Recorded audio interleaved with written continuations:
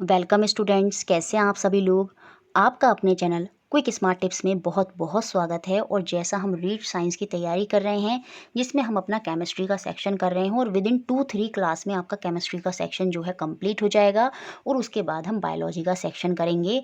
देखिए, मेरे लिए तो बहुत ईजी था कि मैं शुरू से ही प्रैक्टिस सेट करा देती, क्योंकि वो कराना बहुत ईजी है। लेकिन कोई कोई टीचर ही है जो आपको पूरी थ्योरी कराता है, और मेरा हमेशा से यही कोशिश रहती है कि थ्योरी सबसे पहले होनी चाहिए और उसके बाद प्रैक्टिस सेट सिर्फ रिवीजन के लिए होते हैं। ज़रूरी नहीं है कि प्रैक्टिस सेट से क्वेश्चन आए, लेकिन प्रैक्टिस सेट क्या है, आपकी थ्योरी का रिवीजन है। और उन दोनों के कॉम्बिनेशन से ही आपको एग्जाम में क्वेश्चन जो हैं वो देखने को मिलते हैं।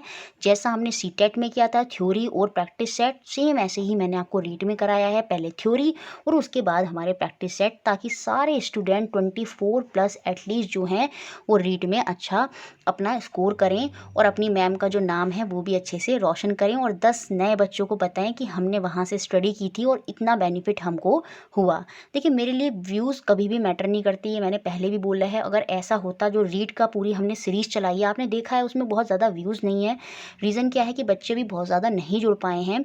आगे आगे वो जुड़ जाएंगे, लेकिन फिर भी क्या है, मैंने उसको कराया कंप्लीट। क्यों? क्योंकि मेरा मेन टारगेट यही है कि पहले थ्योरी फिर प्रैक्टिस सेट। अगर मैं प्रैक्टिस सेट कराती ना, तो हो सकता है उन पर ज़्यादा व्यूज़ आते, पर लेकिन वो चीज़ ज़्यादा यूज़फुल नहीं है। पहले थ्योरी ही होती है और उसके बाद ही प्रैक्टिस सेट होती हैं, क्योंकि मेरे लिए बच्चों का करियर बहुत मैटर करता है। सिर्फ व्यूज़ पाना एक टीचर की कभी अच्छी मंशा होनी ही नहीं चाहिए। और जो सब्जेक्ट आपको आता है उसको पूरा अच्छे से हमको पढ़ाना भी चाहिए बच्चों को। तो चलिए, जैसा कि हम पढ़ रहे थे, इसमें अपना यौगिक के रासायनिक सूत्र और रासायनिक समीकरण, ये वाला टॉपिक, इसकी एक वीडियो हमने पहले पढ़ ली है, बना ली है, और उसी को आज हम कंटिन्यू करके ये पूरा टॉपिक जो है अपना कंप्लीट कर लेंगे। देखिए, जैसा कि मैंने बोला था कि सबसे पहले मैं आपको 1 से लेकर 20 तक के सारे एलिमेंट जो हैं पीरियोडिक टेबल में, वो आपको लर्न करा दूंगी। जिससे क्या हो जाएगा, आपको 1 से 20 नंबर तक के जो एलिमेंट हैं, तत्व हैं, उनके एटॉमिक नंबर, परमाणु संख्या जो है वो आपको याद हो जाएगी। क्योंकि वो काफ़ी जगह आपकी हेल्पफुल होती है। जितनी परमाणु संख्या होती है उतनी ही नंबर ऑफ इलेक्ट्रॉन होते हैं और उतने ही नंबर ऑफ प्रोटॉन होते हैं। तो एटलीस्ट 1 से लेकर 20 तक के एलिमेंट आपको लर्न होने चाहिए। तो इसके लिए बहुत ही अच्छी ट्रिक है। ट्रिक क्या है? हाय, हेलो, लिसन। और इससे जो हाय है, ये सबसे पहले बताएगा हाइड्रोजन का, जिसका एटॉमिक नंबर होगा 1। HE, हेलो में आ जाएगा आपका हीलियम, जिसका एटॉमिक नंबर होगा 2। उसके बाद आएगा लिसन में Li, जिसका एटॉमिक नंबर होगा 3, दैट इज लिथियम। तो हाय, हेलो, लिसन में आपको 1, 2, 3 एलिमेंट याद हो गए। पीरियोडिक टेबल में लाइन से लगे हुए हैं ये। पहले आपका हाइड्रोजन आता है, फिर हीलियम, फिर लिथियम, और यही इनके एटॉमिक नंबर हो जाते हैं 1, 2, 3।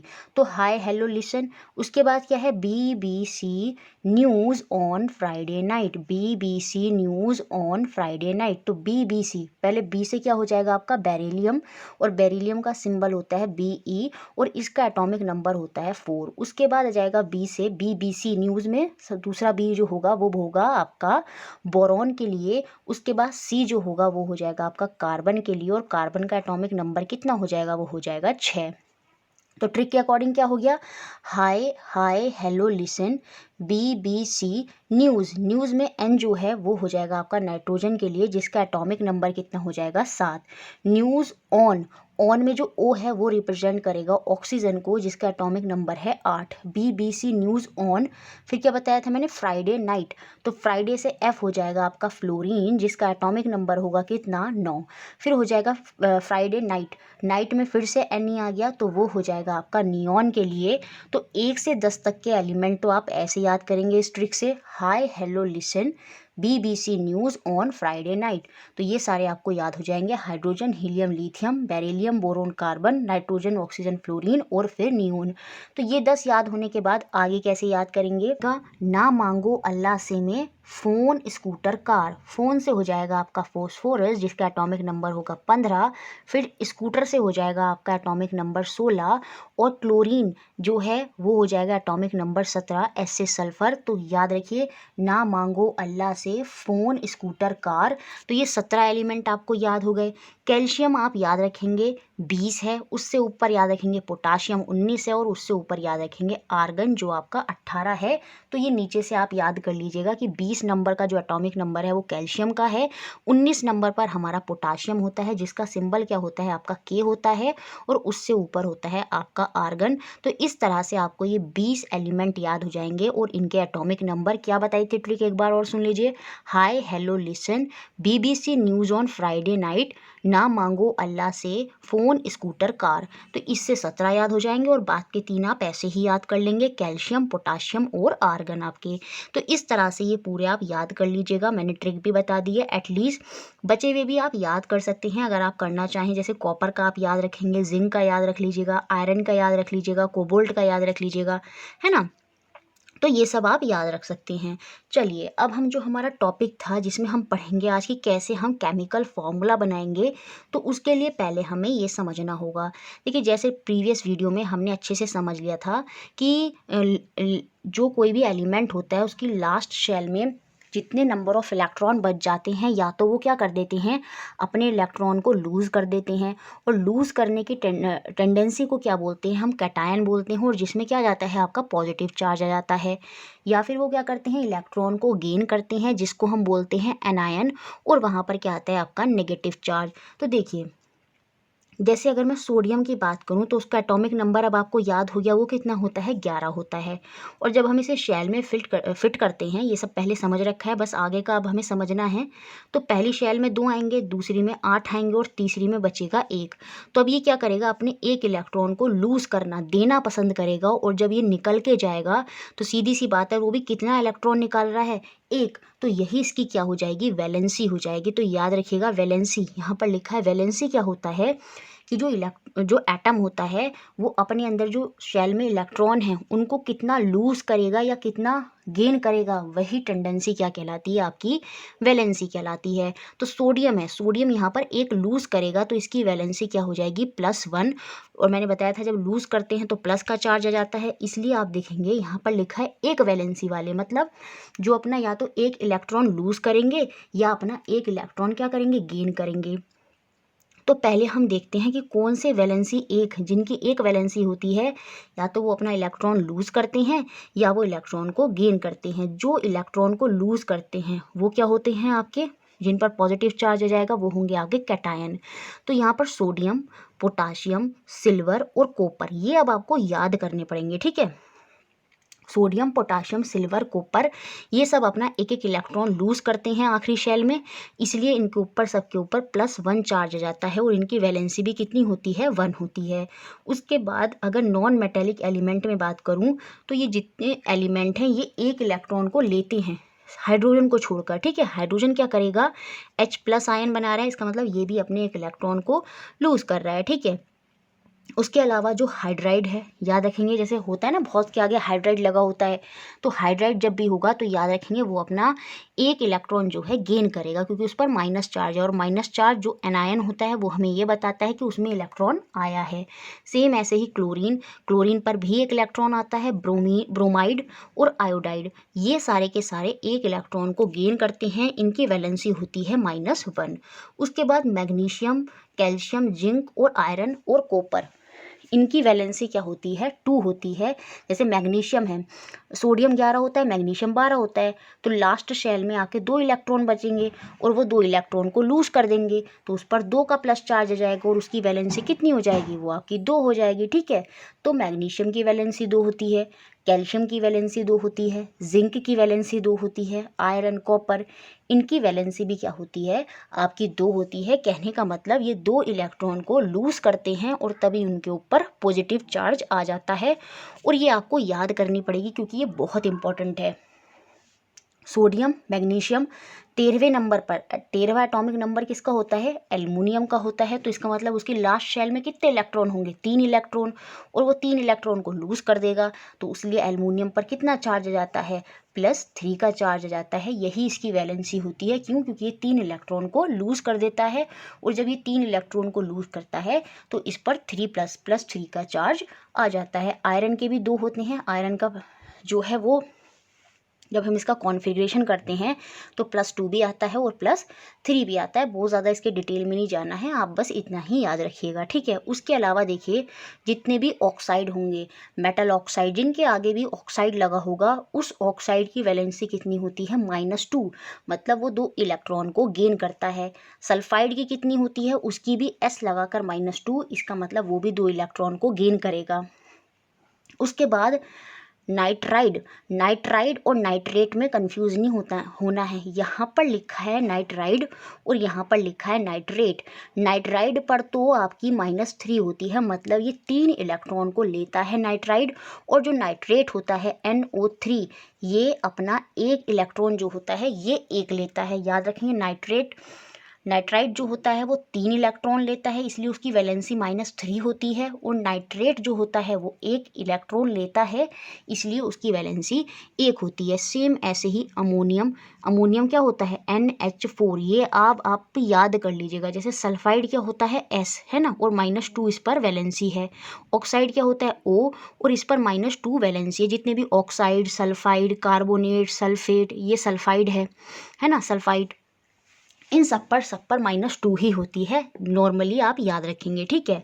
अब देखिए यहाँ पर तो हमने नाइट्राइड देख लिया, उसके बाद अमोनियम देख लिया। अमोनियम का फॉर्मूला क्या होता है NH4, ये भी याद रख लीजिएगा। और इस पर प्लस, मतलब ये 1 इलेक्ट्रॉन को लूज करता है। उसके बाद आता है आपका हाइड्रो ऑक्साइड OH, और ये 1 इलेक्ट्रॉन को गेन करता है। उसके बाद जाता है आपका नाइट्रेट, याद रखिएगा ये है नाइट्रेट और ये है नाइट्राइड। नाइट्रेट का फॉर्मूला होता है NO3 और इस पर चार्ज आता है माइनस, मतलब ये 1 इलेक्ट्रॉन को लेता है, ठीक है। उसके बाद हो गए कार्बोनेट, कार्बोनेट, ये सल्फेट यहाँ पर गलत लिखा है, ये सल्फेट नहीं होगा। SO3 तो आपका सल्फर ट्राईऑक्साइड होता है और इसे हम सल्फाइट भी बोलते हैं। क्या बोलते हैं? सल्फाइट। इसको ठीक कर लीजिएगा, ये सल्फाइट है। तो सल्फाइट क्या होता है SO3 और इस पर भी 2 नेगेटिव चार्ज होता है, मतलब ये 2 इलेक्ट्रॉन को लेता है। सेम ऐसे ही आपका होता है सल्फेट, तो चेंज कर लीजिएगा, ये सल्फर ट्राईऑक्साइड या फिर सल्फाइट होगा आपका। उसके बाद सल्फेट आता है, सल्फेट होता है आपका SO4 और इस पर भी -2 होता है, मतलब ये भी 2 इलेक्ट्रॉन लेता है। फॉस्फेट है ना, फॉस्फेट को आपको याद रखना होगा। फॉस्फेट जो होता है वो होता है PO4 और इस पर होता है -3, मतलब ये 3 इलेक्ट्रॉन लेता है। तो ये सारी टेबल लर्न होनी चाहिए पूरी अच्छी तरह से, तभी आप जो हैं वो केमिकल फॉर्मूला अपना बना पाएंगे। तो अब हम समझेंगे कि किस तरह से हमें जो अपने फॉर्मूले हैं वो बनाने हैं।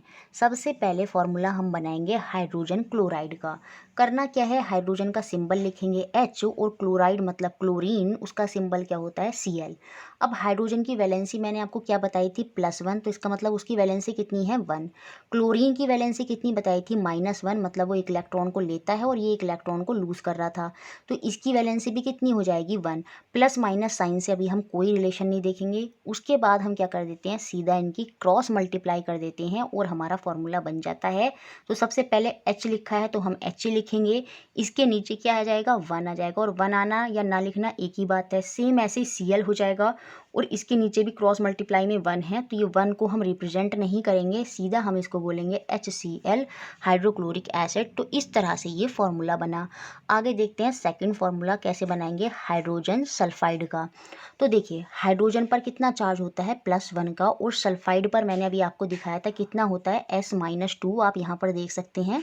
अभी तो आपको याद नहीं होगी, ये देखिए सल्फाइड पर कितना है S-2, इसका मतलब इसकी वैलेंसी कितनी है वो आपकी 2 है और हाइड्रोजन की वैलेंसी कितनी है वो आपकी 1 है, ठीक है। तो अब हम इन्हें सिर्फ लिखना होगा, हमें जैसे इसमें बोला है हाइड्रोजन का लिखेंगे हम H और सल्फाइड का लिखेंगे हम S। हाइड्रोजन की वैलेंसी कितनी होती है 1, सल्फाइड की वैलेंसी कितनी होती है 2। ये करने के बाद हम क्या करते हैं, इनकी क्रॉस मल्टीप्लाई करते हैं और जैसे सीक्वेंस होता है हम वैसे ही लिखते हैं। H के साथ क्या है, क्रॉस मल्टीप्लाई में 2 है तो H2, और फिर ये S के साथ 1 है तो ये खाली S रहेगा, तो ये H2S। इस तरह से ये हमारा कंपाउंड जो है फॉर्मूला बन गया इसका हाइड्रोजन सल्फाइड का, ठीक है। उसके बाद हमें फॉर्मूला बनाना है कार्बन टेट्रा क्लोराइड का। तो कार्बन का सिंबल कितना होता है C और क्लोराइड मतलब क्लोरीन, उसका सिंबल कितना होता है Cl। अब हम देखेंगे कि इनकी वैलेंसी क्या होती है। देखिए कार्बन की वैलेंसी होती है आपकी 4। कैसे, कार्बन के पहले शेल में कार्बन का एटॉमिक नंबर कितना होता है 6, है ना, ये 6 होता है, आप याद कर लीजिएगा, मुझे तो याद है तो इसलिए मेरे को हो रहे हैं। तो कार्बन का एटॉमिक नंबर होता है 6। जब हम इसको फिल करेंगे तो पहले शेल में तो 2 ही आएंगे, दूसरे शेल में होने चाहिए 8, लेकिन फिल कितने हुए 4। या तो ये 4 इलेक्ट्रॉन देगा या 4 इलेक्ट्रॉन लेगा, वैसे तो कार्बन शेयरिंग करता है। तो फिलहाल के लिए आप याद रखेंगे इसकी वैलेंसी क्या होगी, या तो ये 4 लेगा या 4 देगा, तो इसकी वैलेंसी हो जाती है 4। तो यहाँ पर कार्बन के नीचे लिख दिया कार्बन की वैलेंसी, और क्लोराइड की वैलेंसी तो आपकी पता ही है, वो 1 इलेक्ट्रॉन को क्या करता है, लेता है, तो उसकी वैलेंसी होती है 1। अब हमने क्या करा, क्रॉस मल्टीप्लाई करा इस तरह से, तो कार्बन के नीचे तो 1 आएगा, उसको हम लिखेंगे नहीं। और Cl क्रॉस मल्टीप्लाई में Cl के नीचे देखिए यहाँ पर कितना है, क्रॉस मल्टीप्लाई में 4, तो ये हो जाएगा CCl4। और इस तरह से हमारा कार्बन टेट्राक्लोराइड का जो फॉर्मूला है वो बनकर तैयार हो गया। उसके बाद हम फॉर्मूला बनाएंगे मैग्नीशियम क्लोराइड का। देखिए मैग्नीशियम में मैंने आपको बताया था कितनी वैलेंसी होती है, 2। देखिए यहाँ पर लिखा भी है, ये रहा मैग्नीशियम, इसकी वैलेंसी होती है 2। और फिर क्या है हमारा क्लोराइड, क्लोराइड की तो 1 ही होती है, तो हम वही करेंगे, मैग्नीशियम मतलब Mg, क्लोराइड मतलब क्लोरीन Cl। मैग्नीशियम की वैलेंसी है 2 और क्लोराइड मतलब क्लोरीन की वैलेंसी है 1। प्लस माइनस साइन का भी हम कुछ नहीं देखेंगे, सिंपल एज इट इज़ उनकी वैलेंसी लिखेंगे कि वो कितना इलेक्ट्रॉन ले रहे हैं या कितना इलेक्ट्रॉन दे रहे हैं। उसके बाद हमें क्या करना होता है, अपना क्रॉस मल्टीप्लाई हम करेंगे, फिर सीक्वेंस में लिखेंगे। Mg के नीचे क्या है 1, तो 1 तो हम लिखेंगे नहीं, और Cl आ जाएगा उसके नीचे 2, तो ये हो गया आपका MgCl2 मतलब मैग्नीशियम क्लोराइड। तो समझ में आया, इस तरह से हमें ये अपने फॉर्मूले बनाने होते हैं। अभी हम कुछ और फॉर्मूले देखते हैं, जैसे एल्युमिनियम ऑक्साइड है ना। अब देखिए एल्युमिनियम का लिखेंगे आप Al, ऑक्साइड का लिखेंगे O। जितने भी ऑक्साइड हैं, सल्फाइड हैं, कार्बोनेट हैं, इनकी वैलेंसी 2 ही होती है। और एल्युमिनियम की वैलेंसी हमने देखी थी, उसकी कितनी होती है, 3। एक बार मैं आपको फिर से दिखा देती हूँ, देखिए यहाँ पर ये रहा एल्युमिनियम, इसकी वैलेंसी है 3, और जो हमारा ऑक्साइड था शायद, तो उसकी वैलेंसी है हमारी 2, है ना। तो ये हम यहाँ पर अब रखेंगे, एल्युमिनियम के नीचे 3 लिखा और ऑक्साइड के नीचे 2 लिखा, और हमने क्रॉस मल्टीप्लाई कर दिया, तो हमारा फॉर्मूला क्या बनेगा, Al2। क्रॉस मल्टीप्लाई में Al के साथ 2 है और ऑक्सीजन के साथ आ जाएगा 3, तो ये हमारा फॉर्मूला बन गया किसका, एल्युमिनियम ऑक्साइड का। तो समझ में आया, इस तरह से हम ये जो है, अगर आपको टेबल अच्छे से याद है तो आप इस तरह से फॉर्मूले जो हैं वो बना सकते हैं, बस उनकी वैलेंसी आपको पता होनी चाहिए। जैसे अब हमें बनाना है कैल्शियम ऑक्साइड का, तो कैल्शियम को बोलते हैं Ca और ऑक्साइड तो होता है आपका O। और कैल्शियम की भी वैलेंसी कितनी होती है, वो होती है +2, तो कैल्शियम की वैलेंसी हो गई 2 और ऑक्साइड की वैलेंसी भी 2 होती है। और जब इनकी क्रॉस मल्टीप्लाई करेंगे तो दोनों के नीचे 2 आ जाएगा, मतलब Ca2O2। तो ये हमारा कैल्शियम ऑक्साइड का फॉर्मूला हो गया, तो बिल्कुल। और इसको फिर हम सिंप्लीफाई करके ये 2 जो है ये इस 2 से कैंसिल आउट हो जाएगा, और ये बन जाएगा आपका CaO कैल्शियम ऑक्साइड। अब हम कुछ और कंपाउंड के फॉर्मूले देखते हैं, जैसे यहाँ पर लिखा है क्या, सोडियम नाइट्रेट। सोडियम का क्या होता है Na, नाइट्रेट का क्या होता है, अभी हमने पीछे देखा था NO3। याद रखिएगा नाइट्रेट का कितना होता है, NO3। तो हमने सिंपली पहले इनके फॉर्मूले के सिंबल लिखे, और जो सोडियम होता है उस पर क्या होती है आपकी 1 वैलेंसी प्लस की, और नाइट्रेट पे आपकी -1 की वैलेंसी होती है, तो दोनों की वैलेंसी 1-1 हो गई। अब इनकी क्रॉस मल्टीप्लाई करेंगे तो 1-1 तो नीचे लिखेंगे नहीं, तो सीधा सा फॉर्मूला बन जाएगा NaNO3 सोडियम नाइट्रेट। याद रखेंगे नाइट्रेट में NO3। उसके बाद अगर मुझे फॉर्मूला बनाना है कैल्शियम हाइड्रोक्साइड का, तो कैल्शियम का क्या लिख देंगे, सिंबल Ca, और हाइड्रोक्साइड का कितना होता है OH। कैल्शियम की वैलेंसी कितनी होती है, हमने देखा था +2 होती है, और ऑक्साइड की -1 होती है। अब हमें इनकी क्रॉस मल्टीप्लाई करनी है, तो C के नीचे तो कुछ नहीं आएगा, क्योंकि उसके साथ क्या लिखा हुआ है आप देखेंगे, C के क्रॉस में क्या है 1 है, तो इसके नीचे तो कुछ नहीं आएगा। और OH के साथ क्या है, वो आपका 2 है, तो इस तरह से CaOH2 ये आपका कैल्शियम हाइड्रोक्साइड का फॉर्मूला बन जाएगा। ठीक है, आगे हम कुछ और देखते हैं, जैसे सोडियम कार्बोनेट। अब अगर हमें सोडियम कार्बोनेट का फॉर्मूला बनाना है, तो सोडियम का क्या हो गया Na, कार्बोनेट का भी हमने अगर आपको टेबल याद है तो बताया था क्या होता है CO3। और सोडियम पर कितनी वैलेंसी होती है 1, और कार्बोनेट हो चाहे आपके सल्फाइड हो चाहे ऑक्साइड हो, इन सब पर 2 वैलेंसी होती है। अब हमें इसकी क्रॉस मल्टीप्लाई करनी है, तो Na जिसके साथ क्रॉस में जो आता है वही हम लिखेंगे, Na2CO3, क्योंकि 1 है तो ऐसे ही रह जाएगा, तो फॉर्मूला हो गया Na2CO3 सोडियम कार्बोनेट का। देखिए इसके बाद हम सेम एज इट इज़ बता सकते हैं किसका, अमोनियम सल्फेट का। वो हम कैसे लिखेंगे, अमोनियम का मैंने आपको क्या बताया टेबल में NH4, और सल्फेट का क्या होता है SO4। वो टेबल आपको याद करनी पड़ेगी, उसके बाद आप आसानी से कर लेंगे। अमोनियम का फॉर्मूला क्या बताया था NH4, और सल्फेट होता है SO4, जबकि सल्फाइड होता है SO3। और सल्फेट पर हमारी कितनी वैलेंसी होती है -2 की, तो इसकी वैलेंसी इसके नीचे लिखेंगे। और अमोनियम पर आपने देखी होगी +1, तो मतलब उसकी वैलेंसी 1 है। अब हमें इनकी क्या करनी है, क्रॉस मल्टीप्लाई करनी है। तो ये हो जाएगा फॉर्मूला NH4 ब्रैकेट में, क्रॉस मल्टीप्लाई में जो लिखा होता है वही इसके नीचे आ जाएगा NH4 और यहाँ पर SO4, क्योंकि इसके साथ तो वैलेंसी 1 है तो उसको हम एज इट इज छोड़ देंगे। तो फॉर्मूला बन गया आपका अमोनियम सल्फेट का NH4 2SO4। अगर ये आपको पता है तो आप फॉर्मूला वहाँ पर एग्जाम में बना लेंगे जैसे वो आपसे पूछेगा, ठीक है। अब देखिए यहाँ पर एक एग्जाम्पल दिया है, इसको भी हम सॉल्व करने की कोशिश करते हैं। इन्होंने बोला कि एक एलिमेंट है X, form an oxide with formula X2O3, है ना। इसने एक फॉर्मूला बनाया क्या, X2O3 का। तो पहले X रहा होगा, O रहा होगा। अब देखिए क्रॉस में बनते हैं, जो नीचे आता है लिखा हुआ क्रॉस में आता है, इसका मतलब 2 यहाँ रहा होगा और O हमारा यहाँ रहा होगा, है ना। O के साथ जब 3 लगा हुआ है इसका मतलब ये यहाँ पर 3 ऐसे रहा होगा, तभी तो ये फॉर्मूला बना होगा X2O3। तो यहाँ पर ये पूछ रहा है मुझे वैलेंसी बतानी है X की, तो X की वैलेंसी कितनी हो जाएगी 3, क्योंकि जिसकी जो वैलेंसी होती है वो हम उसके नीचे लिखते हैं और उसके बाद क्रॉस मल्टीप्लाई में वो दूसरा आ जाता है। तो सेम ऐसे यहाँ पर X की वैलेंसी पूछ रहा था, तो X की वैलेंसी तो हमारी कितनी हो गई, यहाँ पर 3 हो गई जब हमने इसको खोला। अब इसी में सेकंड में क्या पूछा है, राइट द फॉर्मूला हो, जब हम इस X के साथ क्लोराइड लगाएंगे, सल्फेट लगाएंगे, नाइट्रेट लगाएंगे या फॉस्फेट लगाएंगे। अब देखिए जब मैंने X के साथ, मुझे वैलेंसी पता चल गई X की कितनी है 3 है। जब मैंने क्लोराइड लगाया Cl और उसकी वैलेंसी कितनी होती है 1, तो फॉर्मूला क्या बन जाएगा मेरा, ये क्रॉस मल्टीप्लाई में जाएंगे, X के साथ तो 1 आएगा एज इट इज़ रह जाएगा और Cl के साथ 3 आ जाएगा। तो फॉर्मूला बन गया XCl3। अब ऐसे ही मुझे फॉर्मूला बनाना है सल्फेट के साथ। तो X सल्फेट क्या होता है SO4, है ना। और इस X पर तो मुझे वैलेंसी पता चल गई है 3 है, और सल्फेट पर आपको वैलेंसी पता ही होती है वो 2 होती है। क्रॉस मल्टीप्लाई करेंगे तो X2SO4 ब्रैकेट में करके 3 आ जाएगा, जैसा कि यहाँ पर लिखा भी है। सेम ऐसे ही हमने क्या करा, नाइट्रेट के साथ बना ली। नाइट्रेट क्या होता है NO3 और उस पर -1 चार्ज होता है, सेम एज इट इज़ लिखा। सेम ऐसे ही यहाँ पर हमने क्या करा, फोस्फेट के साथ बना दी, जो कि आपका क्या होता है PO4, और इस पर कितनी वैलेंसी होती है, वो आपकी -3 होती है। इसका मतलब ये 3 इलेक्ट्रॉनों को लेता है।